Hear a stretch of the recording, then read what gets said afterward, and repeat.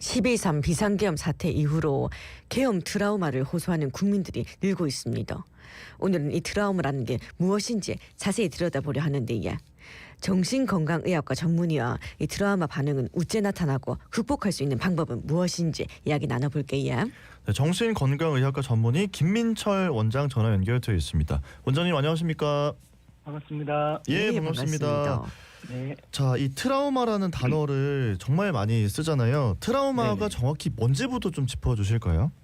트라우마는 일종의 그 부정적 경험입니다. 부정적 경험인데 내가 감당할 수 있을 정도의 경험은 트라우마를 하지 않고요. 네. 이 부정적 경험으로 인해서 내 인격 자체가 무너질 만한 경험이라서 그 트라우마를 겪고 나면 결과적으로 내 생각 자체가 되게 삐뚤어지고요. 부정적 믿음 체계다 그러죠. 네네. 그다음에 정서도 불안, 이 분노 이런 것들이 많아지고 흥분을 잘하게 되고 행동도 트라우마로 인해서 회피한다든지 위축된다든지 네. 그런 생각과 감정의 행동의 결과가 변화되는 그런 부정적 경험, 내가 감당할 수 없는 경험을 트라우마를 할 수 있겠습니다. 예. 네, 그렇다면 트라우마 반응이 좀 어떤 방식으로 나타나는지 실제로 일상 속에 어떤 불편함을 초래합니까? 네, 이제 그 트라우마는 이제 그 큰 트라우마도 있고 작은 트라우마도 있어서 여러분들이 살아오면서 작은 트라우마를 굉장히 많이 경험하시다 보면 어떤 일이 있냐면 예. 간단해요. 여러분의 생각을 들여다보면 부정적 생각이 많을수록 트라우마 반응이라고 생각하시면 되고요. 그다음에 불안이 많다든지 흥분을 잘한다든지 그 과잉 반응을 잘하는 감정 상태가 있을 때가 있잖아요. 예. 그런 것들도 트라우마 결과이고요. 네. 그다음에 우리가 예를 들어 버스를 잘 못한다든지 어디 근처에 잘 못 가는 회피 반응이 있는 그런 영역도 트라우마의 어떤 증상이기 때문에 그렇게 생각, 감정, 행동이 그런 식으로 드러날 때 대인관계도 좀 어려워지고 일도 좀 방해가 되고 일상도 좀 살기가 어렵다. 네. 그런 증상이 있을 때 내가 트라우마가 있구나라고 생각하시면 될 것 같습니다. 선생님 근데 뭐 불안이나 흥분 이런 과잉 반응이라고 하셨잖아요. 네네. 근데 좀 과하게 뭔가 뭐 기쁜 뭐 반응이 온다든지 이런 것들도 트라우마로 인한 반응일 수도 있는 거예요? 아까 말씀드린 그 트라우마는 부정적 경험이죠. 과하게 기쁘다라는 건 이제 긍정적인 거니까 네. 이게 병적이 아니라면 과하게 기쁜 건 많이 누리시면 좋겠습니다. 그렇군요. 자, 그러면 지금 내가 트라우마를 겪고 있구나 이런 것들을 알 수 있는 방법이 있는지 자각할 수 있는 방법 어떤 게 있습니까? 네, 좀 전에 말씀드린 그런 이게 사실 트라우마가 우리가 일상에 많이 맞물려 있기 때문에 많은 분들이 트라우마인 걸 인식을 잘 못하고 살아가는데 네. 좀 잠잠히 자기 내면을 살펴보고 내 외부의 활동을 좀 살펴보실 때 뭔가 일상적이지 않고 위축되거나 불안해지거나 생각이 좀 이렇게 왜곡되는 것들을 내가 좀 느끼는 시간을 좀 가져보셔야 돼요. 이렇게 해서 자기를 조금 알아차린다 그러죠. 내 상태를 알아차리는 시간이 없으면 그냥 살아버리고 남탓만 하기 때문에 일상에서 내 안에 이런 감정과 생각과 행동에 부정적인 경향성을 조금 알아차릴 수만 있으면 이게 혹시 트라우마로 있는 것이 아닐까라고 자각할 수 있겠습니다. 뭐 예를 들어서 뭐 계단에서 굴러 떨어진 경험이 있을 때 뭐 갑자기 계단 앞에서 그 기억이 떠오르면서 멈칫한다든가 이런 것도 한 트라우마의 일종이 될 수 그런 건 이제 있겠습니까? 굉장히 직접적인 단일 트라우마죠. 예, 맞아요. 그런 것도 우리 흔히 말하는 트라우마고 제가 좀 전에 말씀드린 트라우마는 삶을 살면서 어릴 때부터 쭉 받아왔던 트라우마들도 그런 단순 계단에서 두려워하고 강아지 앞에서 두려워하는 것을 뛰어넘어 일상 전체가 그런 반응이 보일 때는 이제 일상적인 트라우마가 많다고 생각하시면 되고 네. 물론 큰 트라우마는 우리가 쉽게 알 수 있습니다. 아까 말씀하신 것처럼 계단이든 그게 차든 지하철이든 높은 곳이든 뭔가 내가 다른 데서는 별로 두렵지 않은데 이곳만 가면 굉장히 두려워진다. 그런 현상이 있을 때 아마 내가 트라우마가 연관된 트라우마가 있지 않느냐 이렇게 생각해 보실 수 있겠습니다. 이렇게 일상에서 참 크고 작은 충격적인 사건들을 마주하면서 살아가게 되는데 우리가 스스로 좀 이 트라우마를 다스리는 방법도 있을까요? 그럼 원래 트라우마는 이제 내가 스스로 감당할 수 없는 경험이었기 때문에 원래는 또 다른 사람과 같이 다스리는 것을 이제 추천해 드리지만 혼자 있을 때도 많다 보니까 이게 이제 혼자 있을 때 해볼 수 있는 거는 아까 앞에서 말씀드렸던 내 몸과 마음의 상태를 좀 먼저 알아차리는 시간들이 있으시면 좋겠어요.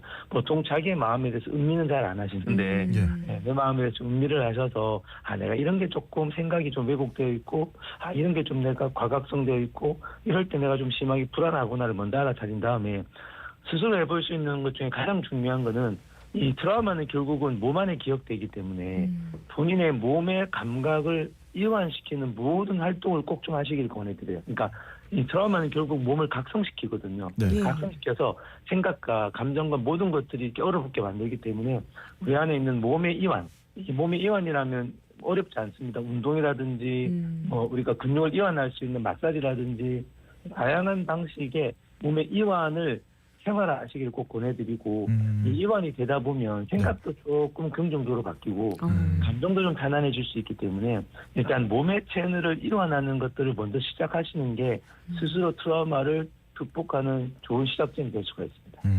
그러니까 이 트라우마라는 걸 너무 거대하게 생각하지 말고 일단 몸부터 좀 이완시키고 스트레칭을 좀 해보면 도움이 된다 이런 말씀이신 것 같아요. 네, 그게 좋은 시작이 될 수가 있겠습니다. 예, 자 트라우마와 비슷하게 많이 쓰이는 단어 중에 PTSD라는 것도 있거든요. 이게 네네. 외상 후 스트레스 장애인 거잖아요. 네, 그렇습니다. 이게 트라우마를 제대로 다루지 않고 넘어가면 PTSD로 이어지는 겁니까?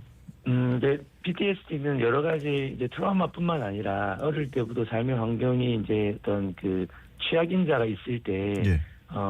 같은 트라우마를 받아도 그것 때문에 PTSD로 넘어가는 분이 있고 그냥 외상 후 성장이라고 해서 네. 외상 후 꼭 장애로 가는 건 아니거든요. 그래서 이게 물론 외상의 정도가 심하고 빈도도 많고 나를 너무 압도할 만한 트라우마가 많았을 경우도 외상 후 스트레스 장애로 진행될 수 있고 네. 제대로 트라우마를 다루지 않고 쌓여도 그럴 수 있으니까 충분히 과하게 심하거나 다뤄내지 않으면 PTSD로 진행될 수 있기 때문에 트라우마는 사실 받았던 그 당일날 회복하는 게 제일 중요합니다. 어떻게 보면 이게 쌓이거나 누적이 되면 나중에 PTSD로 갈 수가 있겠습니다. 예, 어쨌든 스스로 좀 몸을 이완하면서 트라우마를 다스릴 수 있지만 치료가 필요한 경우도 있지 않겠습니까?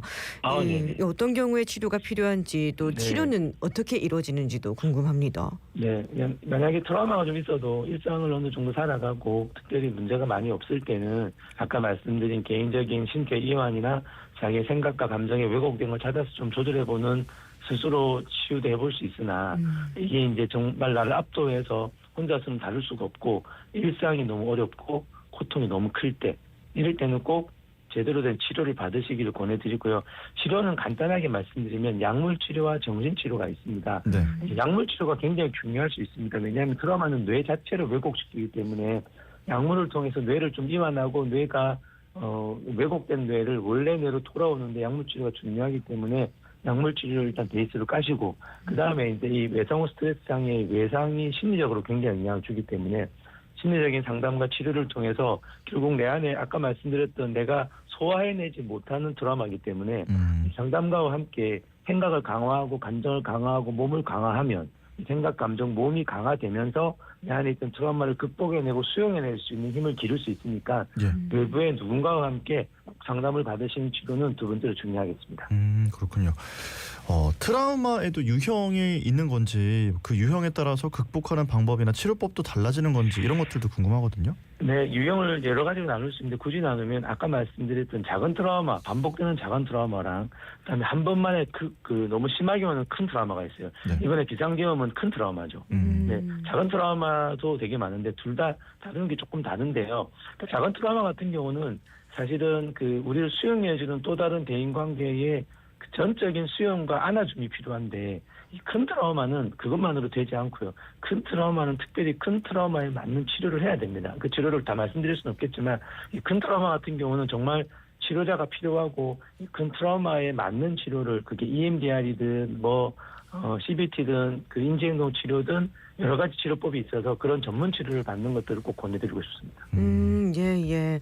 근데 약물 치료 같은 경우에는 조금 거리감을 느끼는 분들도 좀 있지 않습니까?